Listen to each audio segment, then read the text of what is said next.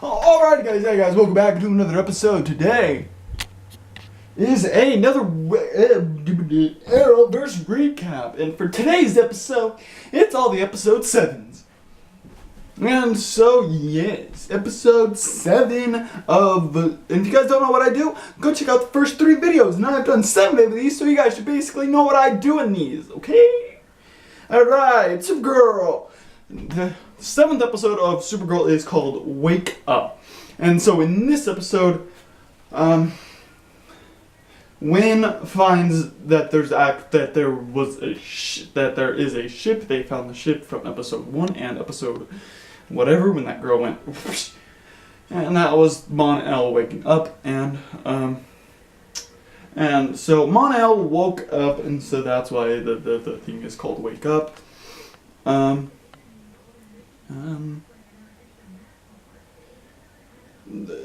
The submarine thing. Now, the ship that they found was not a ship, it's an alien.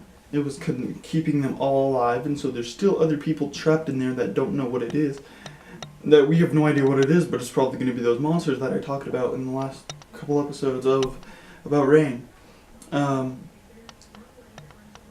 and on the other side of thing, Mon-El wants to try to fuel up the ship because they need to fuel up the ship because they come from the future. That's why he has a beard and everything. They came from 7 years in the future, and so there was something in the air that could kill off Daxamites. And so they were like, how are you surviving in this air? It's because in the future you guys create Daxamite stuff so Daxamites can live on this planet once again. And so, yeah. On the other side of things, Sam is trying to figure out her powers and how she got her powers. And so, at the end of this episode, she kind of became a bad guy. She kind of became Rain. And she kind of forgot about Ruby and stuff. And so now the whole show's gonna twist and turn. But episode 8 of next week a show will be the crossover event, which I'm very excited for. I'll tell you guys about that next week. Sam's story. So she goes back home to Patricia, which is her stepmom, and Patricia tells her that she comes from another planet, and so Sam thinks that she's Supergirl. That she's kind of like a girl like Supergirl, but way stronger. And so she finds her ship that she came down in. She forgot all about this because she kind of started to live a normal life with Ruby, and so she forgot all about her powers. And then when she got to the place, this freaking place that looks like fucking Superman's hanging out, but with rocks. And so she kind of puts that thing in there, and she sees that then a hologram pops up and tells her that you are Rain, it's about time you reign. And then she really hurts, and then she comes back up like all mad and shit. So no more Sam. No more Sam. So, there was no real threat in this episode because just Mon-El waking up and trying to hurt people. He was kind of the threat, but he was kind of not the threat also. So there was no real threat in this episode. And, the quote of the week is Kara saying, "Truth never hurts as much as secrets." And then Mon-El's wife shows up.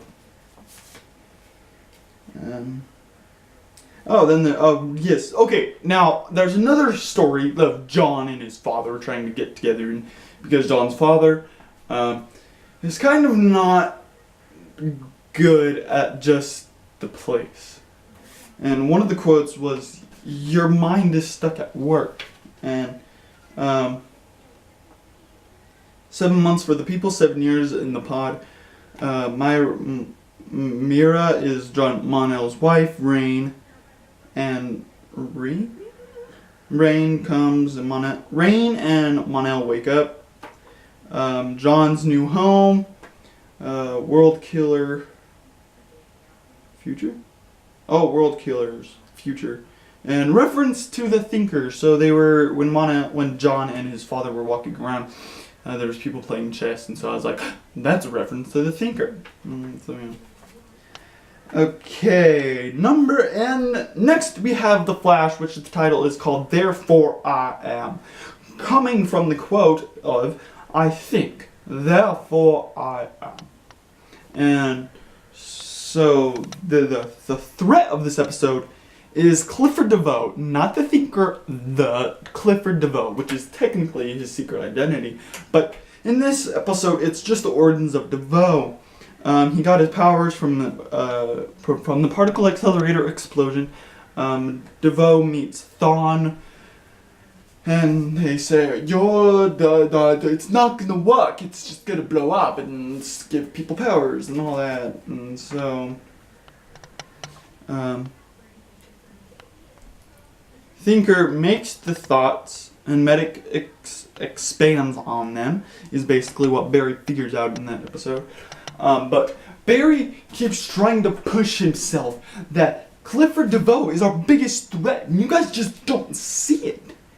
He has a picture of a samurai, and it's connected to the Samuroid. And so he just keeps going on and inspecting him, but the Thinker is always a step ahead. He's always like 14,000 steps ahead.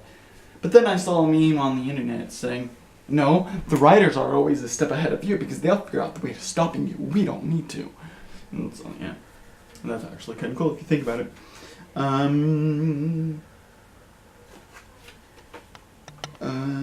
Changes villains into victims. So when Barry is looking around, or he hears a camera, or he hears something in the Samuroid's mask that there was a camera, and so he was like, oh, I think he has it, and he runs over to the house, and he tries to find some more clues about him being the Thinker, but he doesn't, and so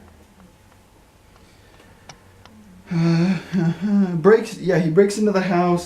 He's obsessed with DeVoe, and at the end of the show,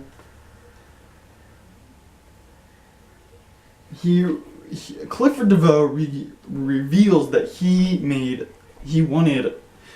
is the dude in the chair, and is the one that wanted him to make those bus metas. And so he also revealed himself that I'm not scared of you. I'm always a step ahead of you.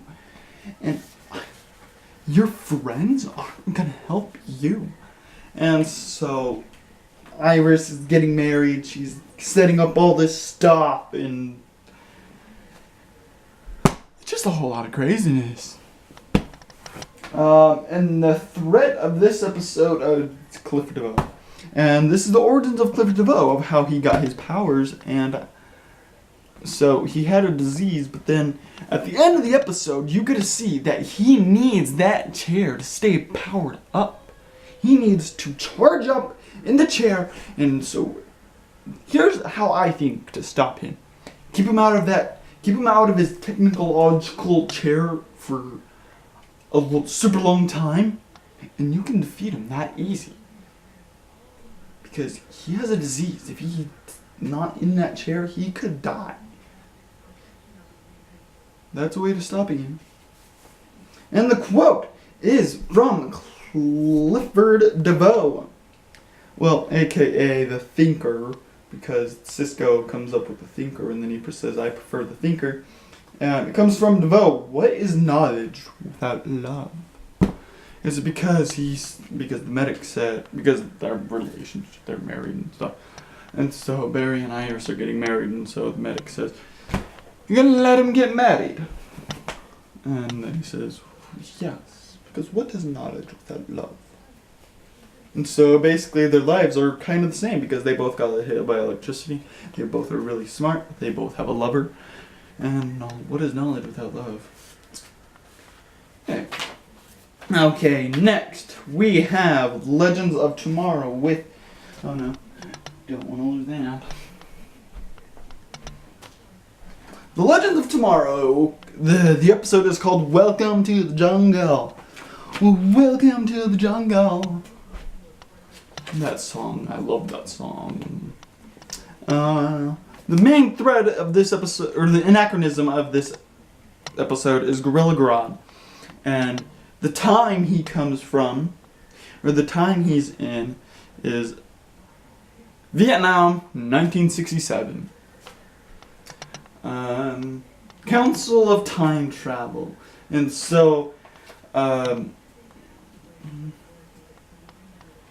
Gray, or Professor Stein, is still trying to figure out how to separate Firestorm into one organism thing. And so he has the Council of Time Travel. He has 3 people that are throughout time, and so he gets those 3 people and he creates the Council of Time Travel. Well, I think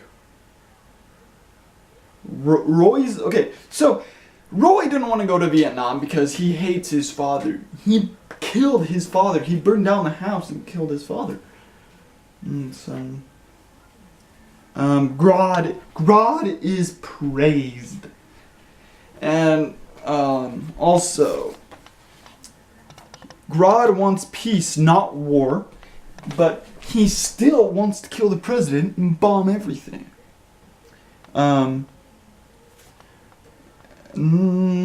So the anachronism went from a level 8 to a 10 because he wants to bomb the whole place because the heroes appeared.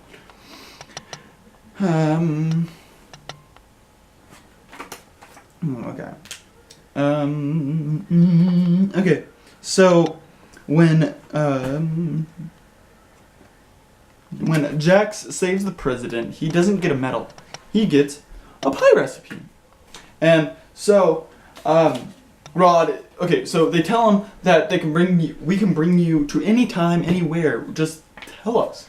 And so he was like, no, they were like, we can bring you back to the future and we can let you win. Or something like that. And he was like, you guys are time travelers. God, no. Need. Wherever you're going to bring me, God needs to time travel himself. And so he's going to try to steal the time machine thing. And to get into the ship, he goes into Sarah's body, which AKA, she almost died last episode. And so she's out, she starts to fight Stein, but then Stein runs away because, hey, the ship helps him. And so basically, they stop this anachronism and almost drop Grodd into a blaze of glory fire. But guess what happens? Damien Dark freaking saves Grodd! So the big threat of this season's fucking Damien Dark. Actually, no, it's Mollis, which is the big threat of this whole season. But hey, let me just tell you one thing. Those freaking stones, you can time travel with just a thought. Which I was like, how do you time travel with those stones? But now you figure out that you time travel with one simple thought. And so the quote from this episode is Zari saying, want peace? If you want peace, it starts with you. Because if you're fighting someone and you want peace, it starts with you. And yeah, that's all I got for that week. Yeah, because Arrow didn't have an episode because it was Thanksgiving on that day. Psych! No, I'm kidding. That was probably a terrible joke. But hey, anyway, this Arrow episode was called Thanksgiving because it came out on Thanksgiving, and this whole episode is Thanksgiving themed. And so, the threat of this episode is Caden James, Black Siren, and Watson. Because Watson, at the start of the episode, tries to get him in jail, or has put him in jail. But then they pay the $1,000 ransom to get him out, and Siren Siren and Caden are trying to get these pieces of a bomb, and gonna put this bomb into a place where it could be going up in a blaze of fucking glory. I said blaze of freaking glory twice in this episode.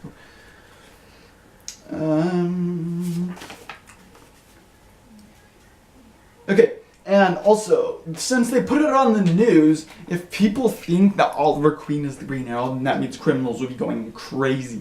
Like, and that's the biggest threat they've ever faced. That's what they say in the episode, even though I don't think that's a real threat. But the picture is no more. They have actual proof. The freaking photo from episode 1 and episode 2, that's no more. They have actual proof that the Green Arrow is Oliver Queen. Diggle can't go fighting anymore because he's paralyzed. So let me start from the beginning. So Curtis gives him something to put it into his bones so he could use it. But then when they go out fighting one time, it like freaking freaks out on him, and so he can't do it anymore. And so he gets paralyzed. Well, if he goes out again, he would get paralyzed. And so all the drugs he's been using before, and then that one drug, they all mixed together and made it spaz out. And so if he ever goes out into the field again, he will get paralyzed. GCPD, yeah. Oh yeah, there's a new GCPD. That's why the whole Thanksgiving feast was there. Oliver goes to jail, like I said. So since Diggle can't go, guess who comes back as the Green Arrow? Oliver freaking Queen comes back. And so Caden James has this one thing at a stadium for hockey, I think it was. And so he put the bomb in that place where there would be no, it's a concert. So he put that bomb somewhere, and if it blows up, it'll kill millions of people.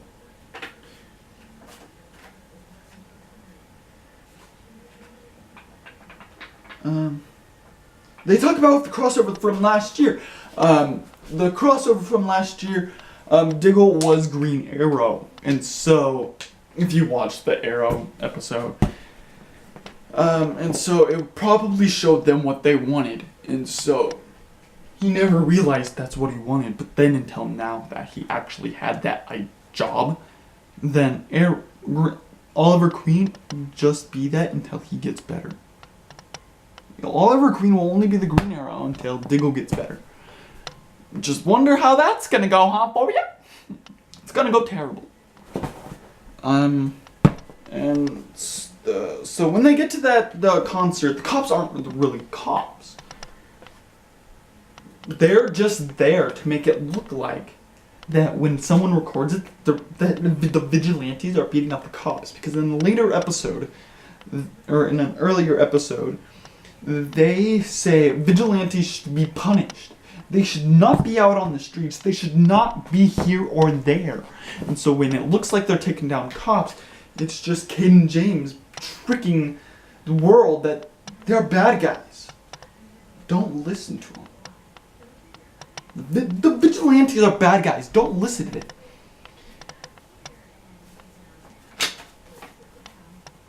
And Watson, because she put him in jail, so Siren steals the parts for the bomb. And so, yeah. Diggle wanted to be the Green Arrow from the crossover, and so, yeah. Theo and Oliver talks to Thea and Diggle. He talks to Thea because he wants him to wake up. And so later in the episode she does, and she's talking about that like Lazarus pit and stuff. So yeah. I don't really understand what that conversation was going on about because I don't really care. And fake cops, but now. Okay. Yeah. Alright. Alright, Alright guys, that's all I got for today's episode on the Arrowverse Recap. So, what...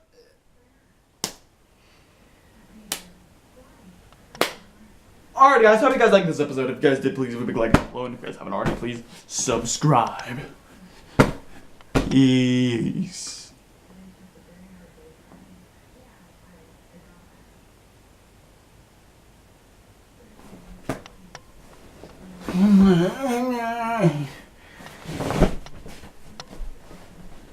Sister is leaving today. But for you, she's leaving today. But for me, I have one more night.